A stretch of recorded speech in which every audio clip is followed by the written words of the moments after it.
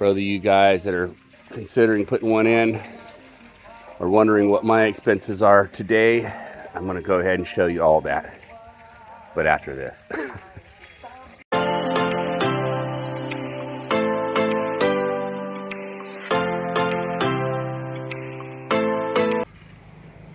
man, it is foggy this morning. Whew, nice early morning. Start working, getting stuff done around the farm. Tree's looking good.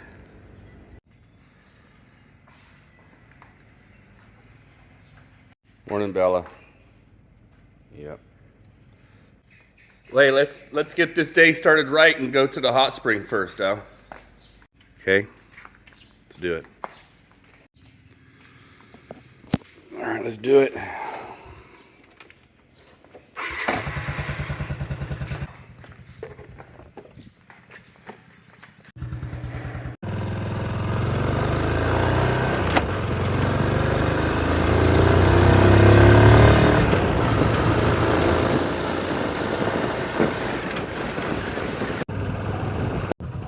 Watch out for the soy rat dogs. There they are.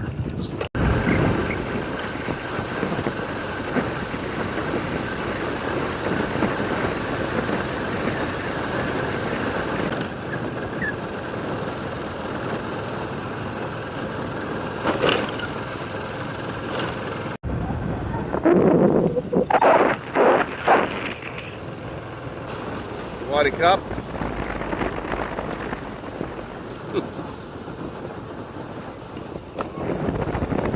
Oh yeah, soy rat dog.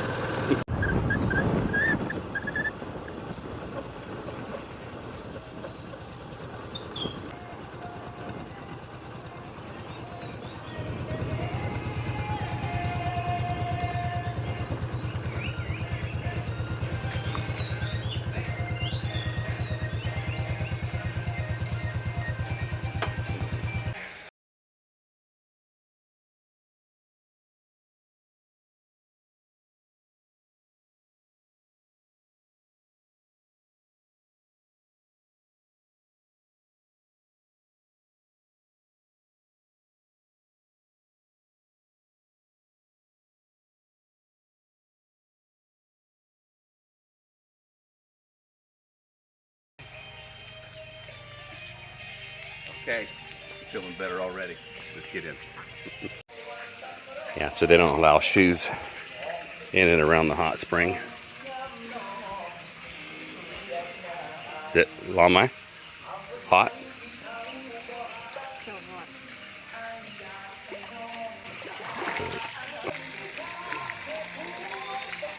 Woo. Oh man. Wow, guys. Hey, if you're up visiting my farm or in the area, stop by this hot spring. You get a hotel overnight and you're close, definitely come in the morning time. Oh, this is awesome. Ooh. So after this, guys, so today I'm going to go ahead and do a video based on the expenses monthly and yearly for the farm, for the Durian Farm. For other you guys that are considering putting one in or wondering what my expenses are today, I'm going to go ahead and show you all that, but after this. All right, guys, enough of me filming. I'm going to enjoy this and then we'll get back into it.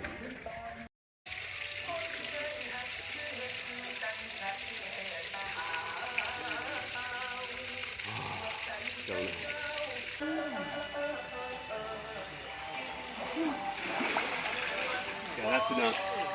I'm a lobster now. Okay, let's get started. Let's go home.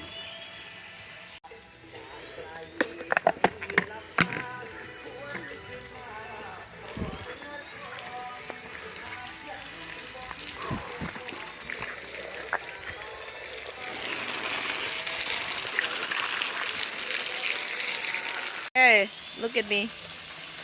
I can't see. That's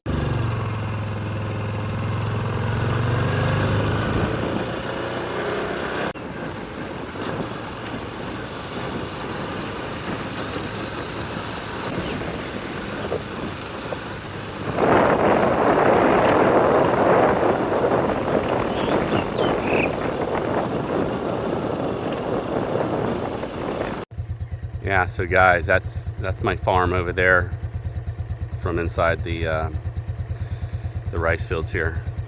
But you can see where the mice start, and it goes all the way down to where the rubber trees are. So that's my farm. That's where I'm living.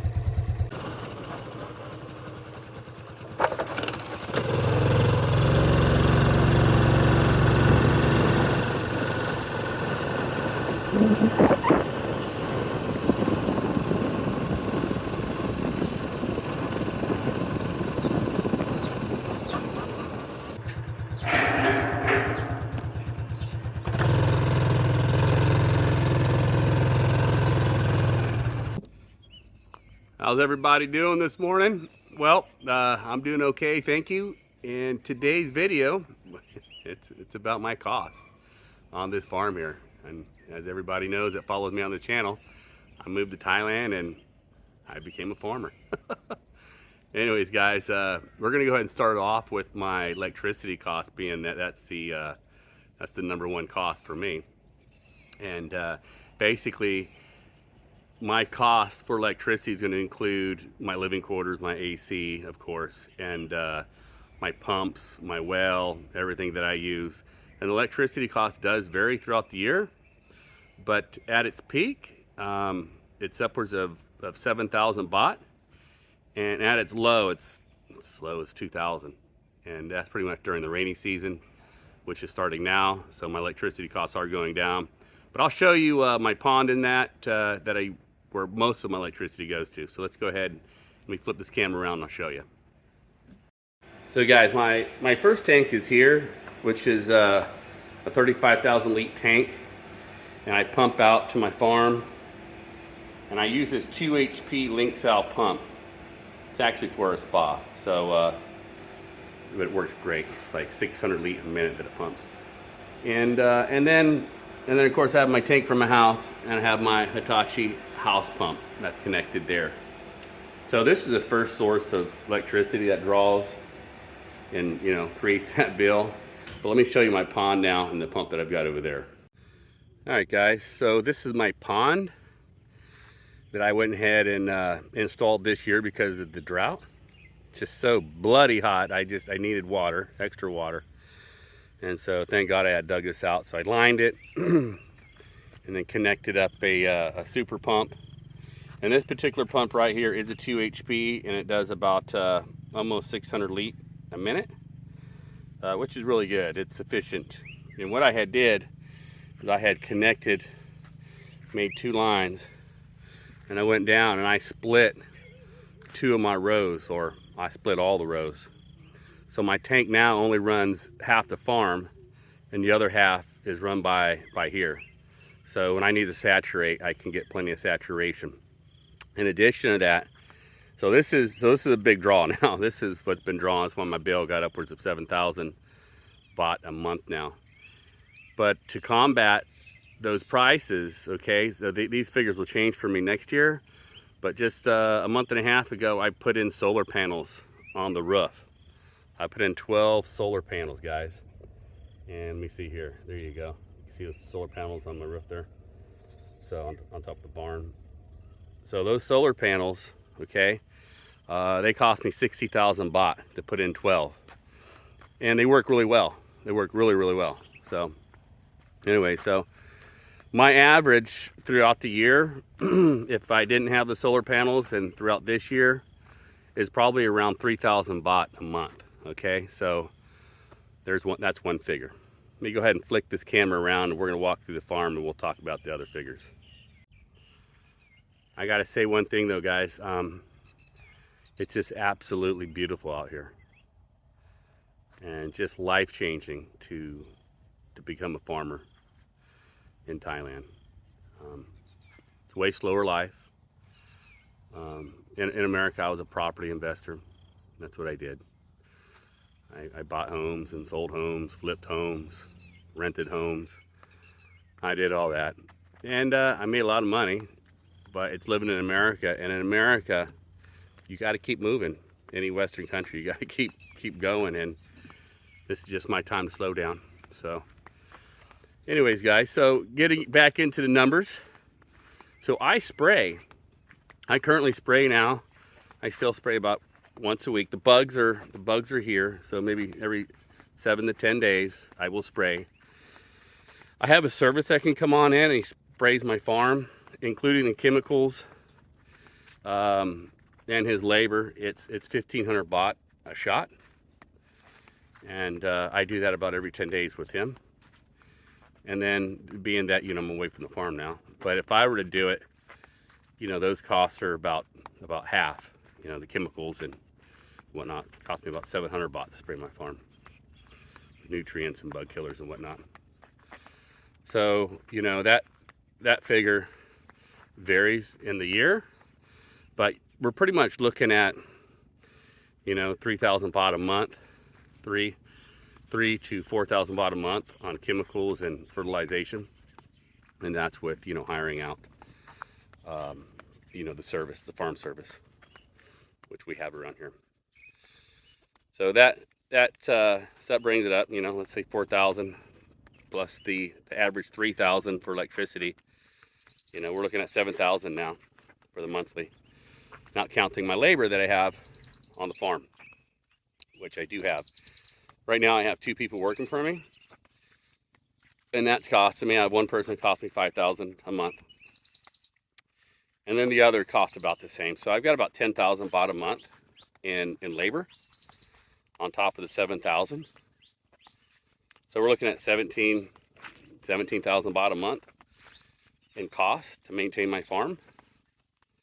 Now I do have other costs, little sprinkler head repairs and whatnot, gasoline for my tractor, you know, registration for my tractor, maintenance for my tractor throughout the year. But that may come out to just, you know, 300-400 baht a month, not much. But if we wanted to, you know, put 500 baht to it, I guess we could. But yeah, so we're at what, 15 or 17,500. So yeah, the figures are low. And but I haven't added in one other service that I have, and it's the weed service, the guys that come and cut my weeds. And they're about 1,400 baht every time they do it. And I call them in roughly on average once a month to get those boys in here. So that'll bring us up to about 17.5, right? No, sorry, 18.5. So there you go, guys. To maintain my farm, electricity, chemicals, fertilization, external farm services that come on in to take care of my stuff. Yeah, 18,500 in USD terms. I guess that's about almost $600 a month.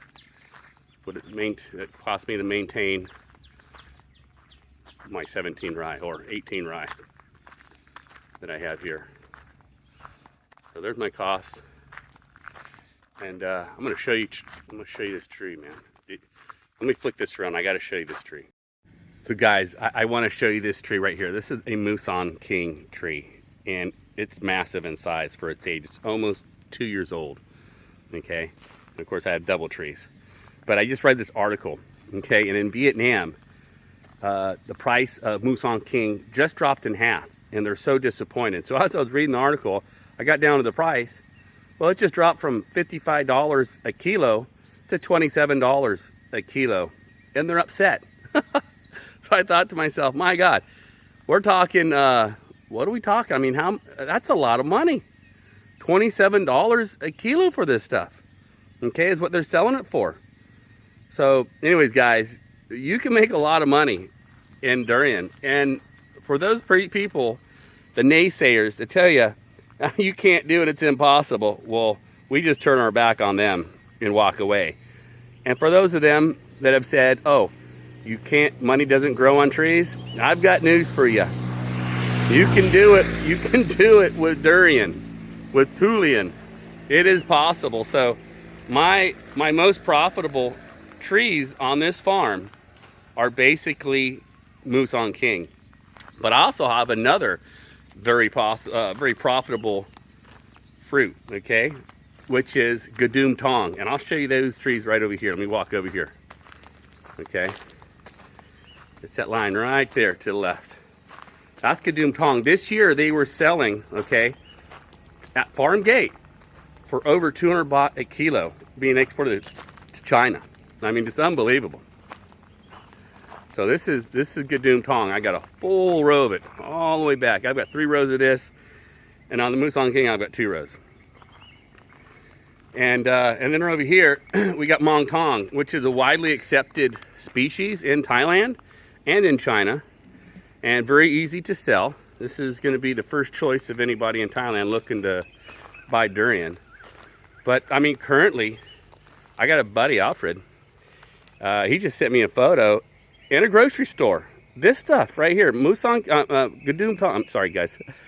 Mong Tong is selling for $4.99 a kilo. Unbelievable. So guys, this year the drought really had put pressure on the farmers, and about 30% of crops were lost. And I saw it on my farm. As young trees, they're really stressed out. And I've seen a lot of articles of trees dying. But I just want to say to you, for you new farmers that are looking to become a farmer here in Thailand, or thinking about growing durian, or wanting to grow durian, okay, it's important that you lay your farm out really nice. Have a well thought out plan for your farm. And if you have not purchased your land yet, man, do soil tests. I want you to check the pH of the soil. It's really important. If the pH is not right, your trees will be stunned. They won't grow good, okay? They'll grow slow. These are almost 2-year-old trees, and you can see the size of them, all right? So if you're looking to get a farm, you want to invest in this, and it's very profitable. You will make a ton of money selling durian and growing durian. But just do your due diligence, do your land test, do your soil tests, lay it out right, make sure you got enough water on your farm, have a good sprinkler system. And guys, yes, it takes 4 to 6 years before you get your first harvest, and pretty much 6 years and over, you'll be getting really good harvests, right? A lot. So guys, those are my pro tips for all you new farmers out there. Do your due diligence, make sure you buy good land. Make sure you do the soil test before you sign that paper. And make sure you have good adequate water and a good sprinkler system. Now I'm going to be planting this 6 rye here in about 2 weeks. And I'll show you guys exactly how to plant a durian tree, a grafted durian tree, okay? So we'll be getting into that. So guys, I've got to get breakfast. I'm hungry.